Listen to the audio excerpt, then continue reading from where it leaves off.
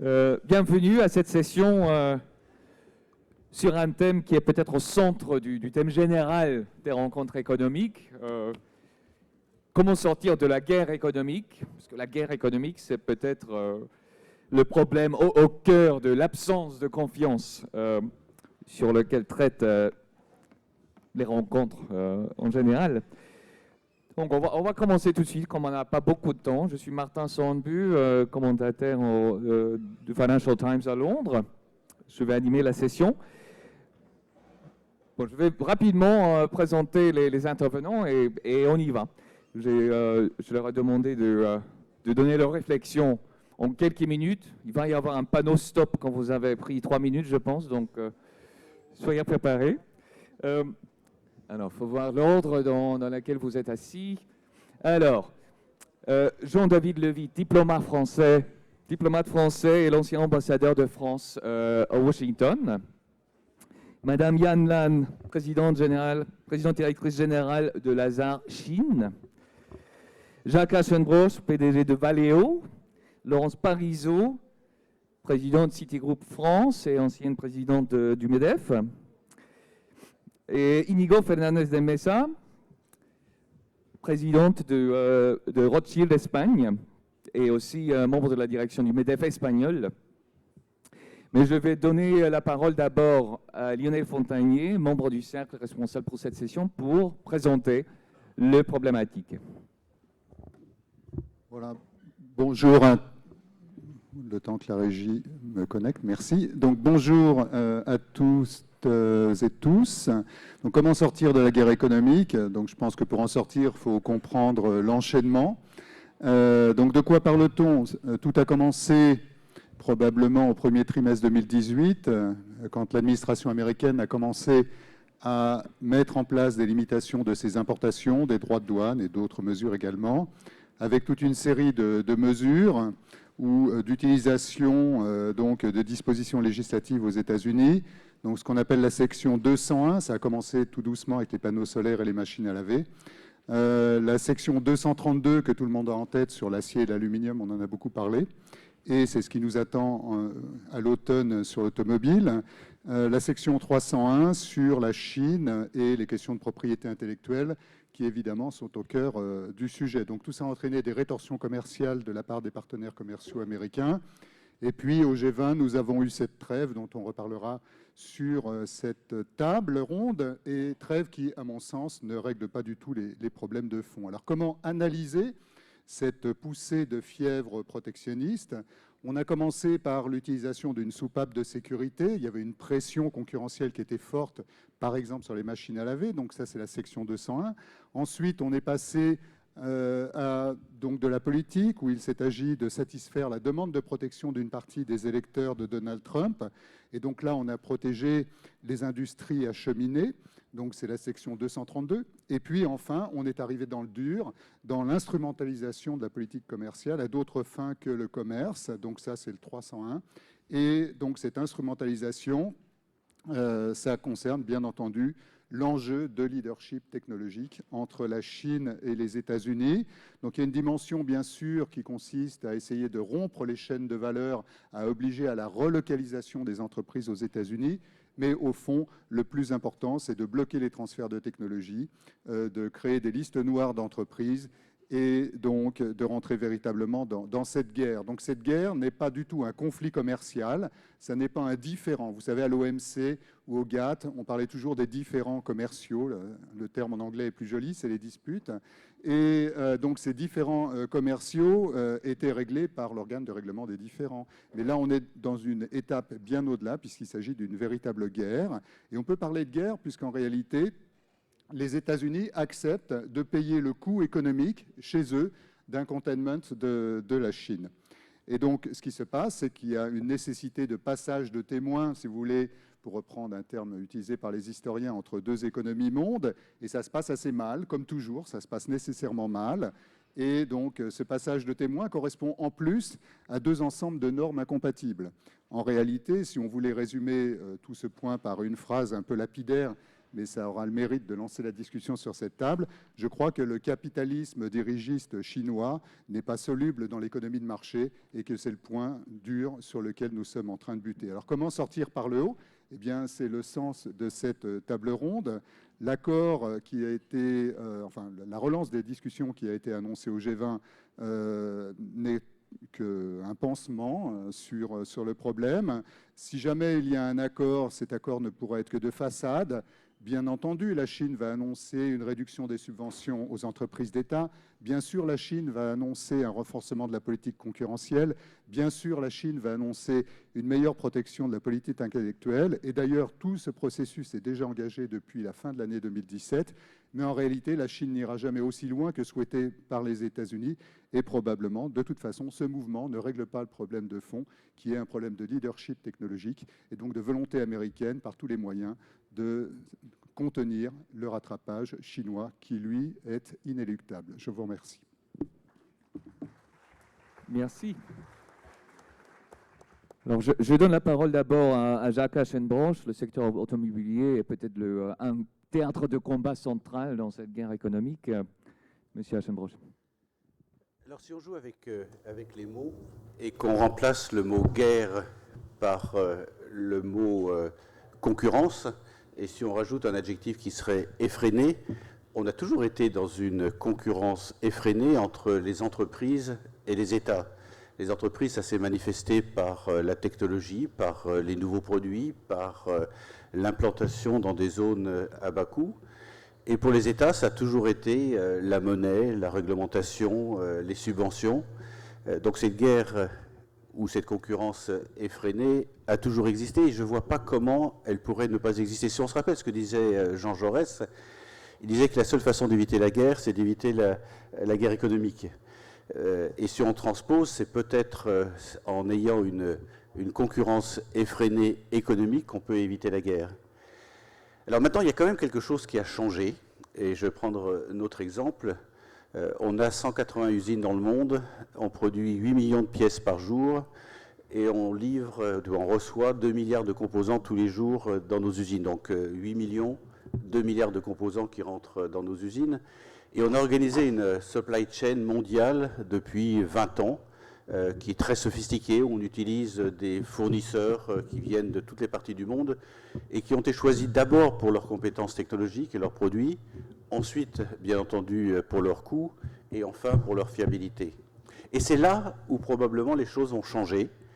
Après ces 20 ans où on a optimisé ces supply chains au niveau mondial, on est en train de voir une vraie fragmentation qui est en train de s'organiser. Une fragmentation qu'on a vue récemment quand les autorités américaines ont décidé de taxer les produits importés de Chine, mais aussi remettre en cause l'ALENA ou le NAFTA dans Amérique du Nord. Il faut savoir que quand M. Trump a mis sur la table de taxer les produits venant du Mexique, on a perdu 15% de notre capitalisation boursière, 1 milliard. Ça aurait été pour l'industrie automobile un désastre absolu parce que depuis 30 ans, l'ensemble de l'industrie automobile en Amérique du Nord a optimisé l'ensemble de ses implantations entre les États-Unis et le Mexique. Donc cette fragmentation est un phénomène totalement nouveau pour lequel il faut qu'on réfléchisse. Alors il y a deux aspects. On peut être naïf et se dire que ça va durer un printemps ou une année. Je n'y crois pas. Je pense que c'est un phénomène de fond. Et quand en interne chez Valeo, on s'est dit, qu'est-ce qu'on fait dans un monde qui se fragmente?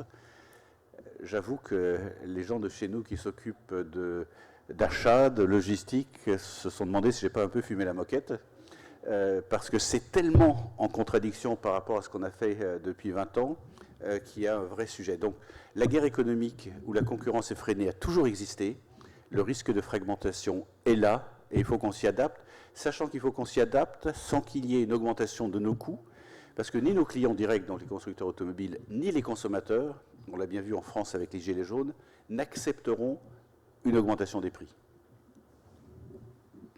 Merci.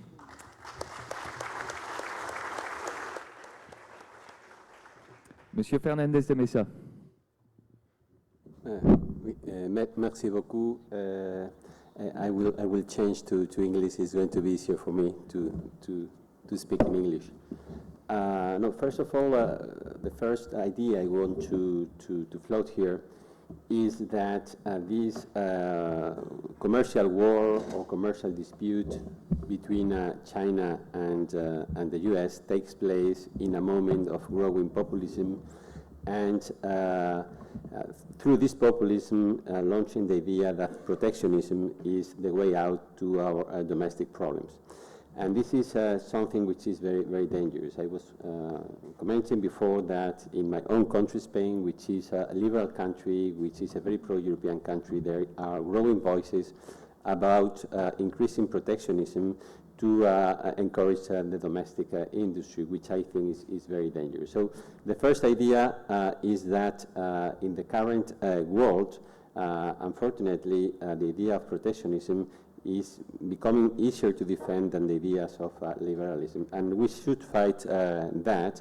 I mean, showing very clearly on the one hand the benefits of free trade. I mean, in the past, there has never been any decade of bright international growth without a boom in international trade. And this is an idea which history can tell us. Secondly, I mean, trading is becoming much more complex now than it was decades ago. Now there has been a huge integration of the chain of values. So when you put a tariff on of an import, if your exports are of the same chain of value, you are backlashing yourself. So it is not so obvious that tariffs on imports create or foster your own production. On the other hand, what we are seeing as well, and this is quite dangerous, is an increasing of the bilateralism promoted by the US. They believe that they are going to have more benefits, I mean, putting brakes on multilateralism and promoting bilateralism. Unfortunately, they are bearing fruits with small countries, but not so much with big areas like China or the European Union. So the second idea I want to launch is that we in Europe should promote the multilateralism, which is extremely important for us. First of all, because we are not at this stage a bloc like that. We are too weak. And on the other hand, because multilateralism is the best way to increase international trade. But we are not talking here, I mean, this economic war is not only about trade, more importantly is about technological supremacy. I mean, this is and about investment as well. I mean, investment are critical right now. I mean, the international trade is not driven by, international trade does not promote investment, but the other way around. I mean, it is investment that promotes trade.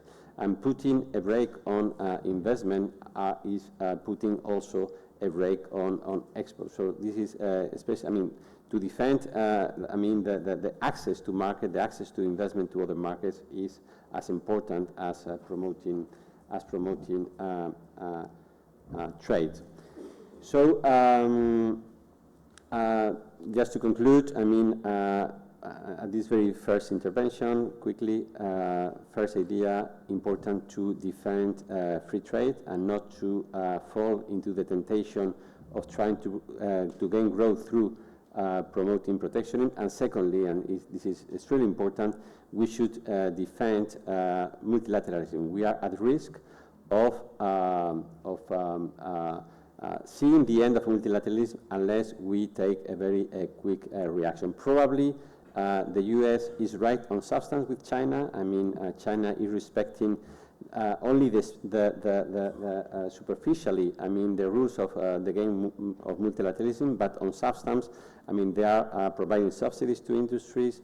They are, I mean, putting a lot of conditions to international industries that want to operate in China to have alliances with domestic firms and to oblige them to transfer technology. So there are many things that they have to open their markets, but the way of response to China is not through bilateralism, but through multilateralism. Thank you. Merci beaucoup. C'est une observation importante, celle du retour au bilatéralisme. Il y en a qui diront que c'est toute la faute du président Trump et les États-Unis. Écoutons les réflexions de l'ancien ambassadeur auprès de Washington. je crois que nous arrivons au terme de 4 siècles de domination du monde par l'Occident. Ça a commencé avec les grandes découvertes espagnoles et portugaises. Ça a culminé pendant une décennie prodigieuse, celle des années 1991-2001. 1991, c'est la fin de l'URSS, c'est l'ouverture de la Chine sur le monde. 2001, c'est l'entrée de la Chine dans l'Organisation mondiale du commerce, mais c'est aussi le début de la fin. 2001, c'est le 11 septembre 2001, et c'est le début de 2 guerres qui ont montré les limites de la puissance américaine pour régler les problèmes du monde par la force des armes, la guerre en Afghanistan suivie de la guerre en Irak.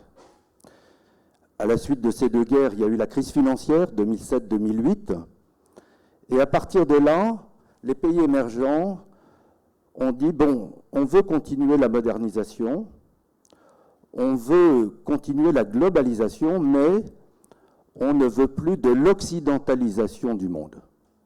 On le voit avec Poutine qui rêve de recréer l'empire de Catherine la Grande, avec la Turquie de Erdogan qui veut revenir à l'empire ottoman, l'Inde de Modi et naturellement la Chine de Xi Jinping. Et ce phénomène a été aggravé par les États-Unis eux-mêmes. La présidence de Obama, l'Amérique ne veut plus être le gendarme du monde. Et puis la présidence de Donald Trump, qui, lui, veut déconstruire les organisations créées par les États-Unis et qui, aujourd'hui, sont considérées par le président des États-Unis comme une gêne. Il faut lire The Art of a Deal pour comprendre que pour lui, il n'y a pas d'accord gagnant-gagnant, il y a toujours un gagnant et un perdant. Il préfère la loi de la jungle au règne du droit. Et dans cette jungle, il considère que les États-Unis étant le lion le plus fort, c'est le lion américain qui va gagner, que ce soit contre la Chine, contre l'Europe, contre tous les autres.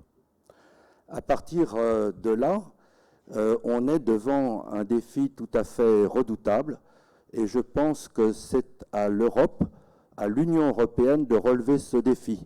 Ce sont nos valeurs, c'est notre droit, c'est nous qui l'avons imaginé. Il s'incarne encore dans les organisations internationales. Nous avons un intérêt majeur à créer une alliance autour de l'Europe avec le Canada, le Japon, l'Australie, la Corée, tous ceux qui veulent maintenir le droit international tel qu'il est, les règles du jeu telles qu'elles sont. Et je pense que la Chine peut accepter cette règle du jeu. La Chine veut tordre le droit international à son service. C'est une question de rapport de force. Et je terminerai en disant « Never underestimate America ». Le peuple américain a élu 2 fois Obama, 1 fois Trump, et donc peut-être qu'un jour, les États-Unis, un jour proche peut-être, espérons, reviendront à l'ordre mondial qu'ils ont conçu au lendemain de la Deuxième Guerre. Merci.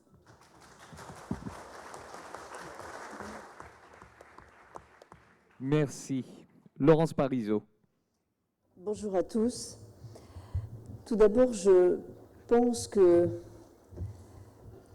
au fond, il vaut mieux une guerre économique, aussi violente soit-elle, que toute autre forme de guerre. Et même s'il faut essayer d'en atténuer les effets de cette guerre économique et la canaliser pour tenter de passer à autre chose, il faut aussi savoir se demander si cette guerre économique n'a pas l'avantage de nous éviter toute autre forme de destruction. Et pour tous ceux qui s'intéressent à cette approche, à cet angle de vue, je suggère de lire ou relire ce petit livre qui retranscrit les échanges entre Einstein et Freud, qui sont tous les deux désespérés par la violence des pulsions humaines.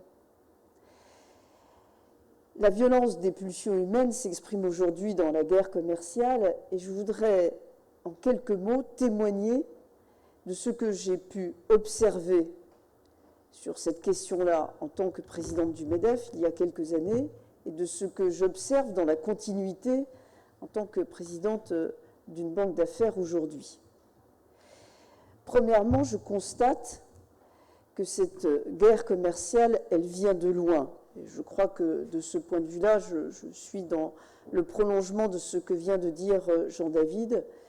Moi, j'ai participé à des négociations sur le CETA, par exemple, avec les Canadiens.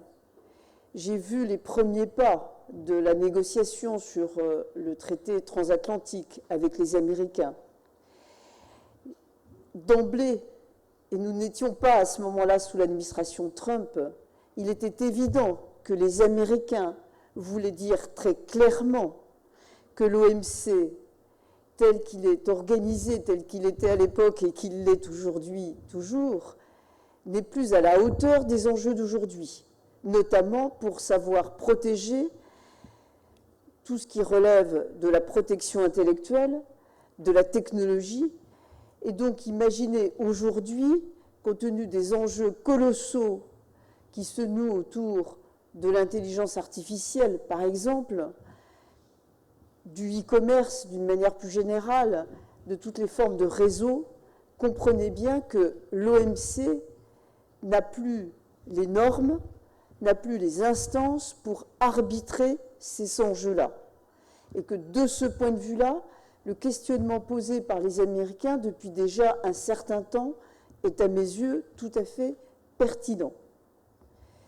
Deuxièmement, ce que j'ai vu et que je continue à observer, c'est qu'il est évident que les Américains et d'une certaine façon aussi les Européens, mais peut-être pas assez les Européens, ou en tout cas avec du retard, ont peur, il faut dire le mot, peur de ce que peut être la domination et commerciale et technologique à terme des Chinois. Et j'ai vu des échanges, participer à des échanges qui, quelques années après, j'ai trouvé un concept qui correspondait exactement à ce que j'ai pu observer. C'est ce que le politologue Graham Allison, et je vais finir avec cela, a appelé le piège de Thucydide. Je ne sais pas si vous connaissez ce concept, mais il est très intéressant. Il n'est peut-être pas juste, mais c'est une grille de lecture, à mon avis, très utile. Le piège de Thucydide, c'est tout simplement expliquer la guerre du Péloponnèse par le fait que Sparte a tout simplement eu très peur de la montée en puissance et du rayonnement d'Athènes. Et que, du coup, Sparte a préféré déclencher une guerre que de se retrouver affaibli naturellement, si je puis dire. On peut se demander si ce qui se passe aujourd'hui ne relève pas de cette logique. Et en tout cas, cela veut bien dire, et je plaide pour tout ce qui a été dit jusqu'à présent, que seule l'Europe, avec sa capacité à défendre le multilatéralisme, peut nous aider à trouver autre chose. Mais ça suppose inévitablement une refonte des instances internationales. Et là, c'est un sacré programme.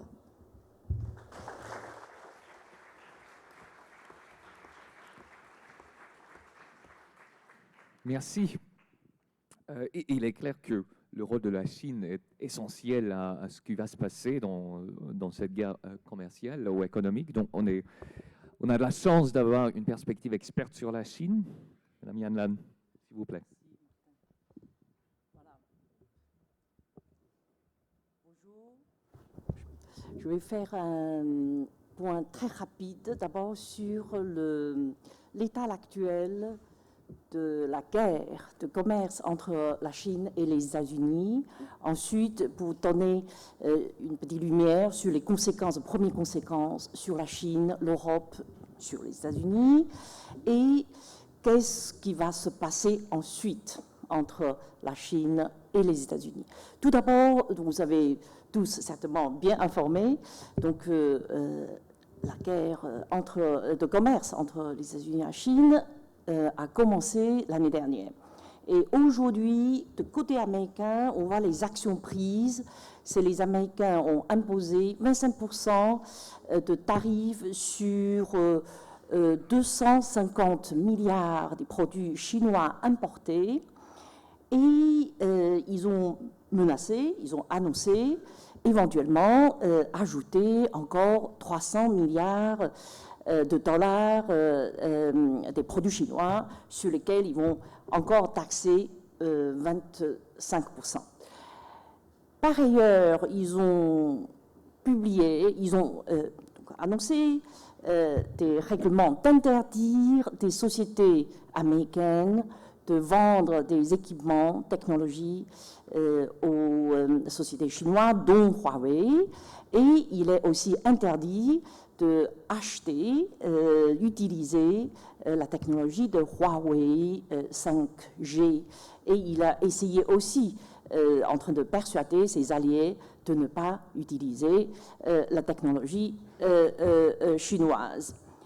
Ça, c'est le deuxième volet sur la technologie. Troisième volet, c'est sur l'échange.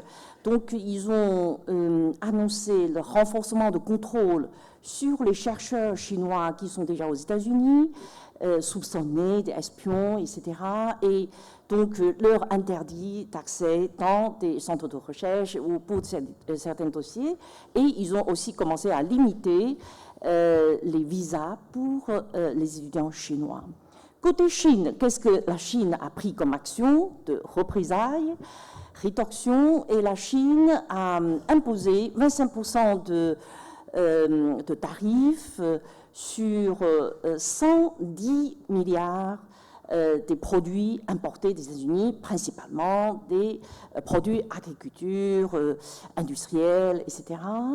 Et la Chine établit une liste, je dirais une liste noire, qui parlait de sociétés, une liste des sociétés dans lesquelles figurent des noms de sociétés qui n'est pas fiable, dans le sens qu'ils ont coopéré, enfin ils ont boycotté, arrêté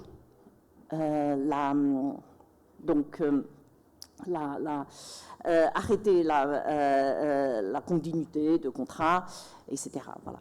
Et donc dans ces deux cas-là, on voit déjà, parce que c'est déjà 10 mois, 1 an, on voit déjà les premières conséquences sur la Chine.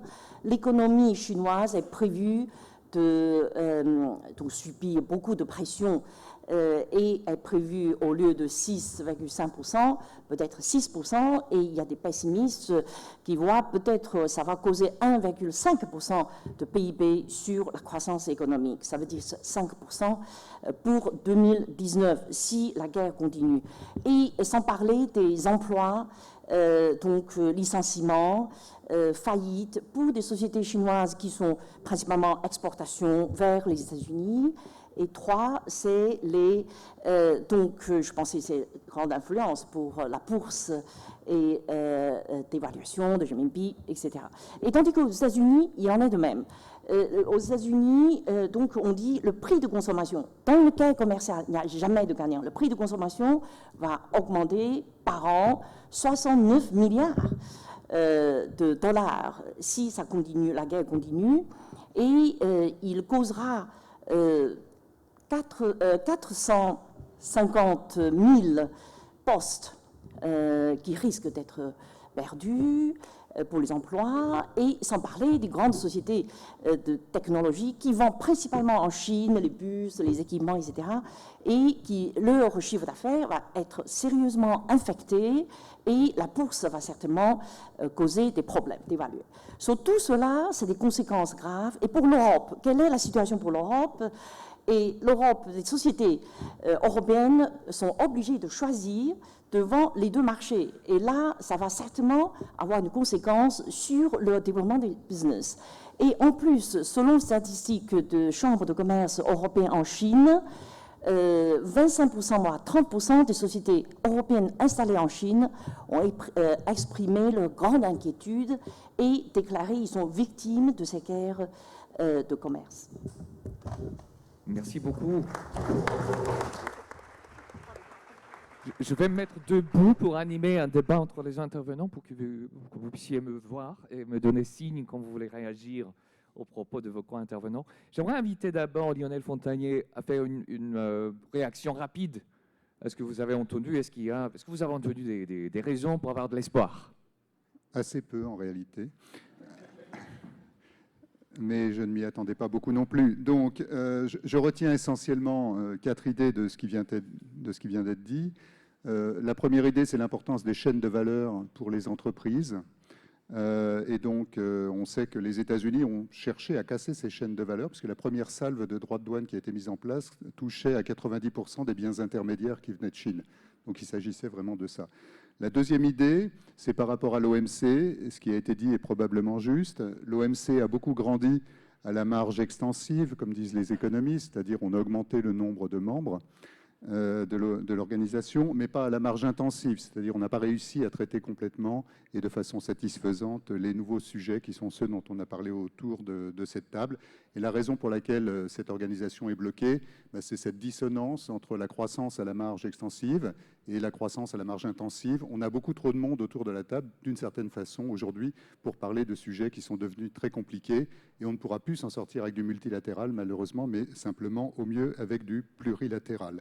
La troisième idée, c'est que c'est peut-être le mot d'espoir. L'Union européenne est là, et les pays membres, globalement, constituent toujours une puissance normative. Et donc, il faut, pour pouvoir utiliser cette puissance, trouver de nouveaux alliés. Et donc, probablement, discuter beaucoup plus avec nos amis chinois, mais cela a déjà commencé. Et donc, la quatrième idée revient sur le point sur le basculement des économies mondes, qui a été rappelé. Donc le basculement des économies mondes, ce n'est pas juste le nouveau leadership, ça a commencé avec Venise, etc. Ce n'est pas juste le nouveau leadership, c'est une nouvelle organisation de l'économie mondiale aussi. Et donc là, on ne va pas y couper, c'est-à-dire que les institutions vont devoir s'adapter. Et on va aussi devoir considérer qu'il n'y a pas simplement d'un côté les États, de l'autre les institutions, mais il y a un troisième acteur qui est en train de monter de façon très très importante et qu'il va falloir arriver à utiliser au bon sens du terme pour avancer. Eh bien, c'est la société civile, ce sont les organisations non gouvernementales, ce sont les entreprises qui toutes ont intérêt à faire avancer les nouveaux sujets. Sur les ONG, c'est le contenu des accords.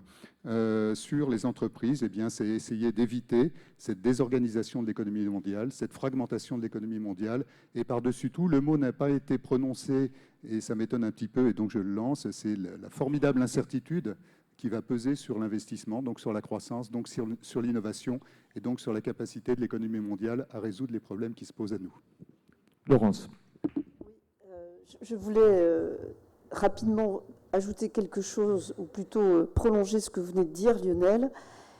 Il ne faut pas se tromper, même les entreprises américaines veulent le multilatéralisme. J'en veux pour preuve le fait qu'il y a 48 heures, ce n'est pas à la une des journaux, mais quand même, il y a 48 heures, toutes les organisations représentant les entreprises des pays membres du G7 ont signé un appel commun au maintien du multilatéralisme, ce qui passe par, effectivement, une réforme de l'OMC, et ça semble être un chantier gigantesque, et en même temps, il y a déjà des propositions sur la table pour une réforme de l'OMC, et là où moi je vais être tout à fait d'accord avec ce que vous venez de dire, c'est que de toute façon, le grand acteur nouveau dans tout ça, sur lequel il faut à la fois s'appuyer, mais plus que ça, travailler avec, c'est l'opinion publique mondiale. Et l'opinion publique mondiale ne comprend pas qu'on puisse à la fois penser OMC, business en commun, chaîne de valeur, développement du commerce, et ne pas penser en même temps le déploiement de l'accord de Paris sur l'environnement. Et le chantier, il est ouvert. Mais moi, j'insiste sur une chose, même les entreprises américaines veulent le multilatéralisme. Merci. Jacques, vous voulez réagir? Je voulais aussi reprendre quelque chose que vous avez dit. Il faut s'adapter à la guerre économique, vous avez dit, mais sans augmenter des coûts. Est-ce que c'est réaliste? Comment on évite d'augmenter les coûts s'il y a un repli des chaînes de valeur globales? D'abord, je crois que le temps de l'entreprise et le temps diplomatique n'est pas le même. Le temps diplomatique est un temps long, très long, alors que les entreprises doivent prendre des décisions très rapides. On organise dès maintenant ce qui va se passer dans les mois, dans les trimestres et dans les années qui viennent. Donc dans cette incertitude, et je crois que le mot incertitude est effectivement vrai, je crois qu'il n'y a jamais eu autant de nuages et de difficultés à prévoir ce qui va se passer, mais même à très court terme, il faut faire très attention de ne pas subordonner nos décisions à un temps diplomatique très long. Dans le même temps, ce que vous dites est exact. Il y a deux éléments qui auront tendance à renchérir le prix des consommateurs, qui, à mon avis, le refuseront. Un, c'est l'accord de Paris, c'est-à-dire l'idée béate selon laquelle la lutte contre le réchauffement climatique se fera à coût zéro, voire à coût négatif, est une illusion. C'est-à-dire que ce n'est pas vrai. À court terme, ce n'est pas vrai. Donc on renchérit considérablement le coût de production et donc le coût pour les consommateurs.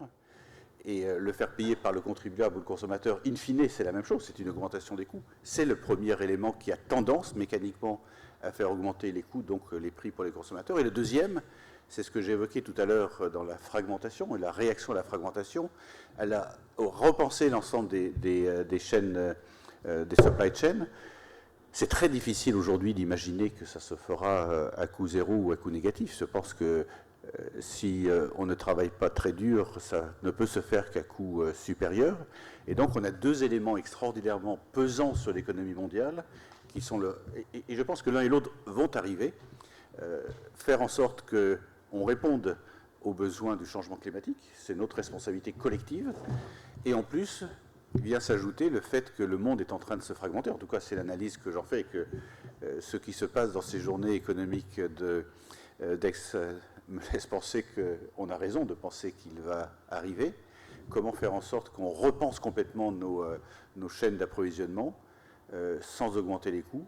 J'avoue qu'on n'a pas la réponse à cette question. Et donc on a deux éléments d'augmentation des coûts qui sont absolument gigantesques, qui sont des épées de Damoclès au-dessus de nous, et qui iront dans le sens d'une réduction des investissements, une réduction de la croissance mondiale.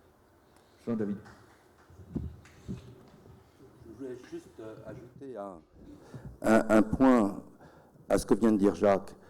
Je crois qu'on va inévitablement vers une économie qui sera moins globalisée, qui sera fondée sur deux pôles, et deux pôles en rivalité antagonistes. Pourquoi? Parce que la Chine voit ce que lui impose aujourd'hui le président Trump, et la conclusion qu'elle en tire, c'est qu'elle doit bâtir sa propre logique économique. C'est ce qu'on appelle Belt and Road Initiative. Du temps de l'Empire romain, toutes les routes conduisaient à Rome. Avec l'Empire chinois, toutes les routes doivent conduire à Pékin. Et Xi Jinping a engagé cette construction d'une façon systématique, et il l'a annoncé, il veut que la Chine soit la meilleure dans l'intelligence artificielle, dans la robotique, dans les sciences de la vie. Et ce n'est pas seulement parce qu'elle veut dominer le monde, c'est aussi parce que des centaines de millions de Chinois vont partir à la retraite, et il faudra s'occuper d'eux avec les instruments d'aujourd'hui. À partir de là, je crois que Laurence a raison de souligner à quel point il faut préserver les règles du jeu. La Chine ne les rejette pas, elle veut les tordre, elle veut les utiliser à son profit. Mais c'est à nous, occidentaux, de rebâtir l'OMC, de l'adapter. C'est possible, ça prendra du temps, mais il est absolument indispensable qu'on s'y attelle. Et ça, c'est vraiment, je crois, la responsabilité de l'Union européenne. Merci. Justement, je voulais aller à cette question. Quel est le rôle de l'Europe? Il y a un consensus plus ou moins qu'il faut sauver, dans la mesure où c'est possible, le multilatéralisme, à l'adapter peut-être. Quel rôle peut jouer l'Europe dans cette tâche? Est-ce qu'elle a la volonté? Est-ce qu'elle a la capacité de faire ce qu'il faut faire? Et quelle sera la relation entre l'Europe et la Chine dans ce travail? Inigo, vous avez dit de façon très nette qu'il faut sauver le multilatéralisme, mais comment? Qu'est-ce que l'Europe peut faire concrètement pour contribuer à ça? Yes. What is very, very clear is that non-European country in 2050 will be relevant by itself because of, among other things, the demographic trends. So if we want to play a role, it should not be individually, but through the European Union. Unfortunately, at this stage, the European Union as such is not as relevant to be a bloc. I mean, we have two blocs, Chinese and the US, and we are far away from achieving that. So I think in Europe we should take this very seriously and started to take actions. For example, I can float a few of them. It's very important for the European Union to conclude the project of the euro. I mean, this is something which is truly important. There are many pending issues, banking union and so on, that will reinforce the international role of the euro that is going to be critical. For example, another idea could be to link the commercial policy to other policies, like human rights. We talk about climate change and so on. This is something that could be good for the European Union. To increase the industrial competition, but not through not through more protectionism, but on the other hand, to promote a market union within the European Union. I mean, to have a stronger industry through more internal competition. For example, to increase the regulation or to improve the regulation of global financial affairs as well. To have a real external policy within the European Union. Or very importantly, to bet on the technological advance. So these are things very, very general, but all in all, I think it's going to be extremely important for the European Union to play a role. If we want to promote multilateralism, or at least to play a role in a kind of plurilateralism that you mentioned before, it is important that the European Union reinforce itself and much more than it is now. Merci.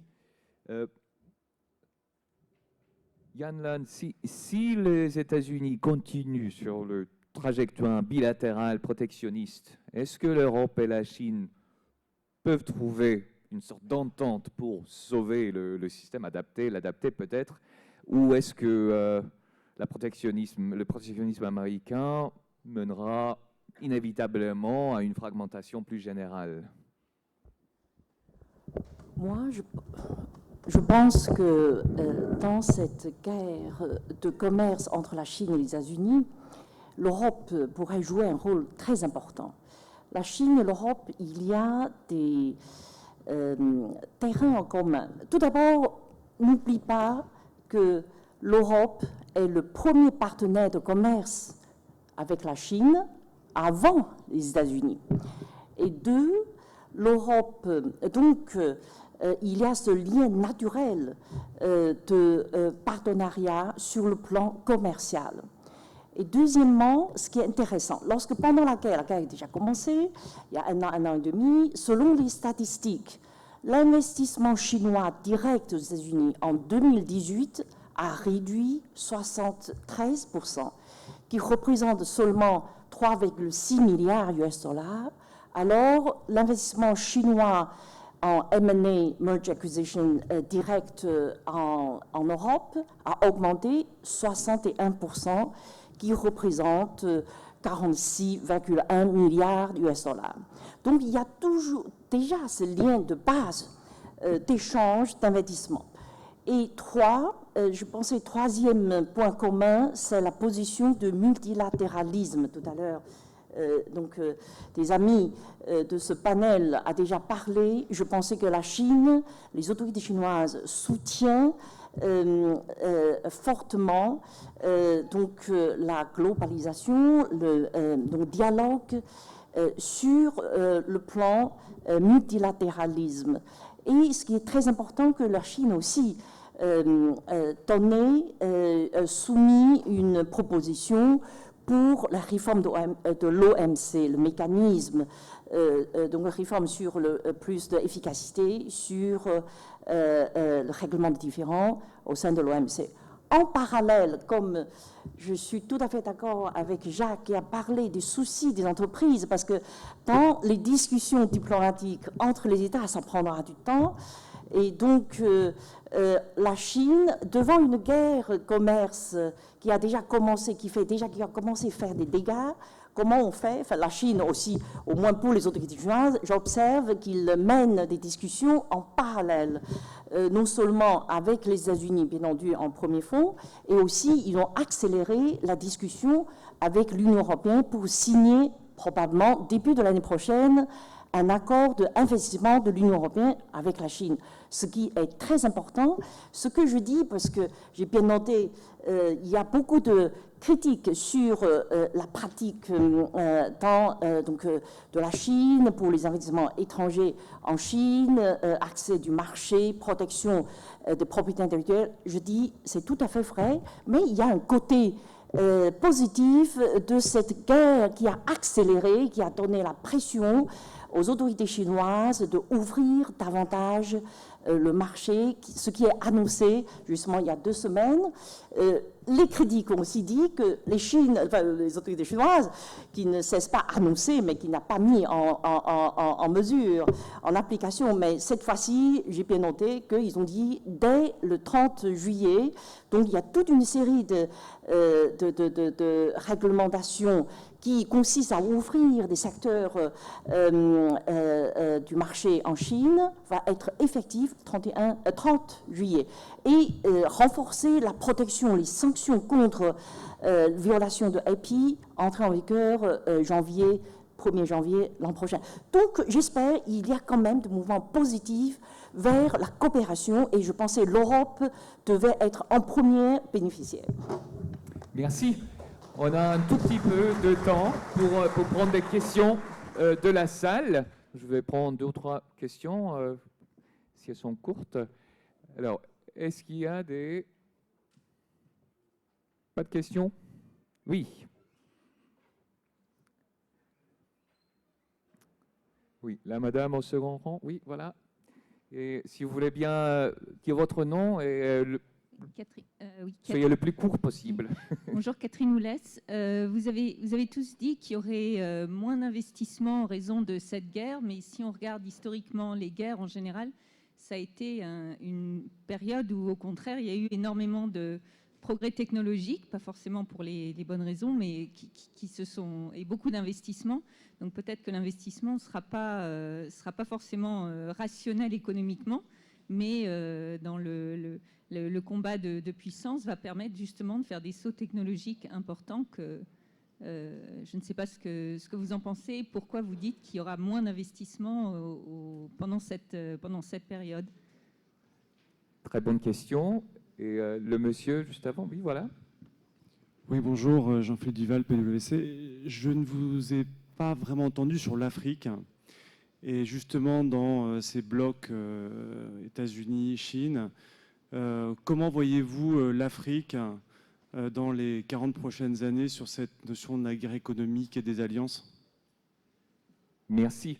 Bon, pour avoir le temps de répondre, il faut en finir là avec la question. Je suis désolé, mais ce sont de très bonnes questions. Alors, le rôle de l'Afrique et aussi l'investissement. Est-ce que le conflit est seulement négatif pour l'investissement? Est-ce qu'il y a un encouragement pour l'innovation, si j'ai bien compris la question? Qui voudrait? Inigo et puis Jacques. On investment, I think that empirical studies, what they said is that trade wars directly are very damaging for international growth, but they are more damaging because they create the expectations of international firms about downturn in economic growth. So one of the direct impact of this trade war, because of a more negative prospects of growth, is a very rapid reduction of investment globally. And this is the main impact at the end of the day of the trade war. Merci. Jacques? Oui, sur l'investissement, tout va dépendre des consommateurs. Si l'analyse qu'on peut faire, qu'on a 2 éléments qui risquent de renchérir considérablement le prix des biens, que sont la lutte contre le réchauffement climatique, et donc tout ce qu'on est en train de faire pour réduire l'impact, et ce qu'on vient de dire sur réorganiser les supply chains au niveau mondial, ce sont les consommateurs, c'est le marché final qui va en fait définir les investissements nécessaires. Et l'analyse qu'on peut faire, et on le voit déjà aujourd'hui, la croissance mondiale, alors on n'a pas une décroissance mondiale, mais le taux de croissance mondiale décroît. Et Yann le disait à l'instant, la croissance en Chine décroît. dans le métier de l'automobile, on a une vraie décroissance pour la première fois en 30 ans du marché chinois, qui est le premier marché mondial, qui représente près de 30% du marché mondial. Le marché chinois a baissé de 17% depuis le début de l'année. Donc on voit qu'il y a des impacts réels sur l'économie finale, sur la consommation. Et si c'est exact, à ce moment-là, bien entendu, les investissements vont être réduits. Ça n'empêche pas qu'en termes technologiques, on n'a jamais eu autant de défis technologiques dans tous les métiers. Je connais bien ceux qui se passent dans l'automobile, mais dans tous les métiers, il y a des révolutions technologiques absolument fabuleuses qui nécessitent aussi des investissements extraordinaires de la part des entreprises. Donc en fait, en résumant, c'est une phrase que j'aime bien utiliser, c'est que tout va beaucoup plus vite que prévu, tout coûte beaucoup plus cher que prévu, dans un environnement qui est beaucoup plus complexe que prévu. Donc c'est pas très facile à manager. Merci. Sur l'Afrique, Laurence et Jean-David, vous avez 1 minute chacun, même 45 secondes. Jean-David d'abord. Merci Laurence. Je crois que l'Europe, c'est l'empire des normes. Et nos normes s'imposent progressivement à travers tous les accords qu'on signe avec le Japon, avec le Canada, avec le Mercosur, etc. L'Afrique, pour nous, est un enjeu absolument essentiel parce que sa croissance démographique est explosive et nous avons un intérêt stratégique décisif à voir cette croissance bénéficier en Afrique aux Africains, sinon ils viendront chez nous. Et donc, dans ce sens, nous devons avoir une vision stratégique sur l'aide que nous devons apporter au continent africain. C'est notre partenaire de demain, c'est notre obligation aujourd'hui, c'est le travail que la nouvelle Commission, le nouveau Conseil européen devront aborder de front et avec une très très grande ambition. Merci. Laurence. Oui, je pense la même chose sur l'Afrique. C'est vraiment les perspectives de développement sont fantastiques, mais dans les défis du multilatéralisme, l'Afrique et d'autres pays en situation de développement constituent un enjeu parce que ceux-ci sont assez réticents au multilatéralisme qui les gêne dans leur propre stratégie de développement au stade où ils en sont aujourd'hui. Ce qui veut dire que dans les challenges que doivent relever tous ceux qui essayent de négocier un nouvel OMC, il y a la question de la transparence chinoise, parce que ça, il faut quand même appeler un chat, c'est un vrai sujet, la transparence des informations qui nous viennent de Chine sur la valeur réelle des prix, sur les subventions déguisées ou à peine déguisées, ça c'est un vrai sujet. Mais le deuxième sujet, c'est comment dans un nouvel OMC, on permet légitimement à des zones comme l'Afrique de maintenir leur propre stratégie de développement tout en faisant partie de coopérations commerciales à l'échelle planétaire. Merci. Nous n'avons plus le temps, mais félicitations aux intervenants parce que ça a été une discussion plus constructive et optimiste qu'on entend souvent. Merci.